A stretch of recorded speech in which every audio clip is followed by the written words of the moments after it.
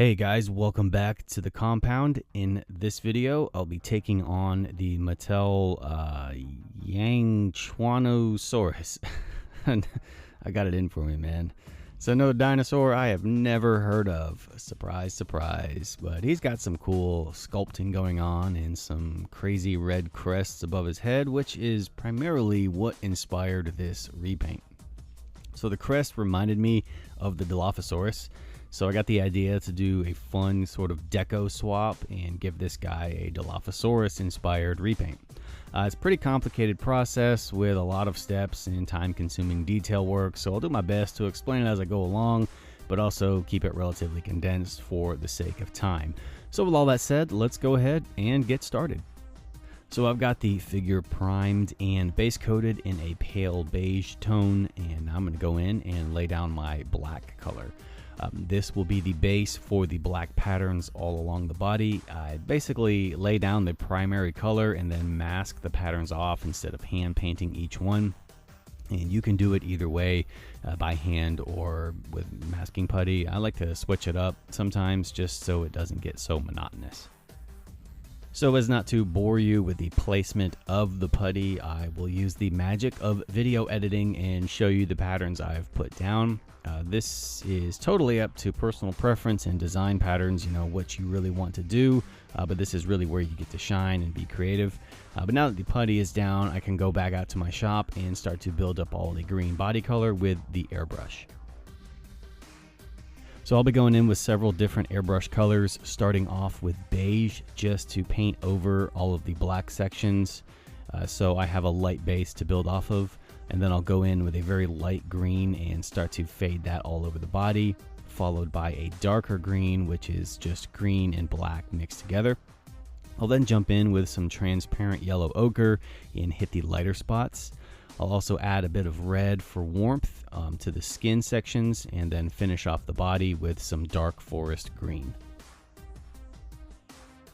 And with all those layers done, now I can grab some tweezers and start to peel off the putty.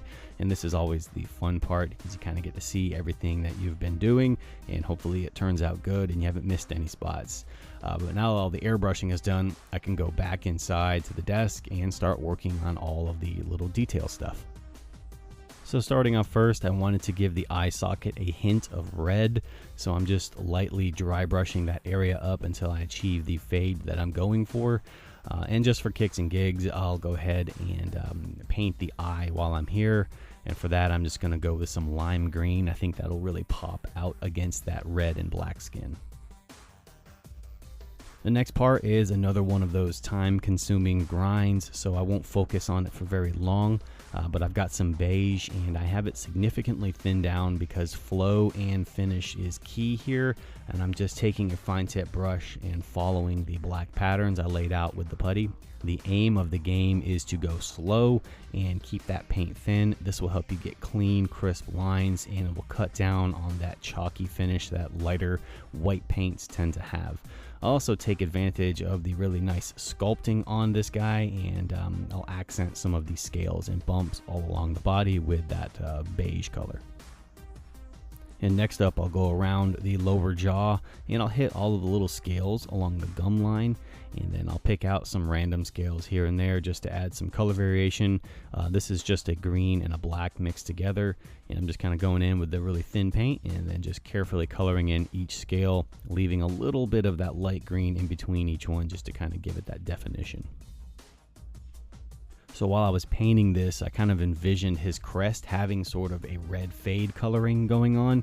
So I'm going to take some red and start to gently build up the fade along the crest by dry brushing against the raised areas. Then I'll go back in with a lighter red color just to hit those highlights. And I'll also continue that red fade all the way down the neck just a little bit, and then fading it out as it gets to the main part of the body.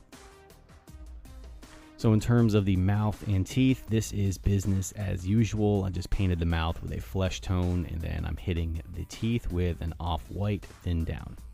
Now I'm going to experiment with several different colors of washes. And the first one going down is a flesh wash, and I'm going to just kind of drop that down on the lighter kind of yellow skin parts.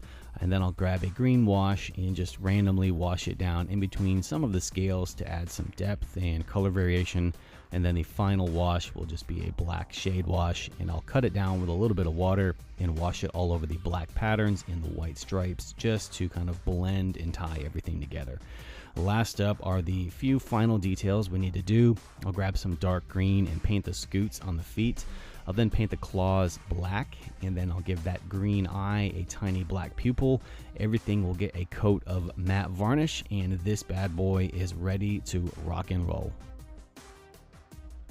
So as always, I appreciate you guys hanging out and watching. I hope you found this video helpful and inspiring in some way, shape, or form.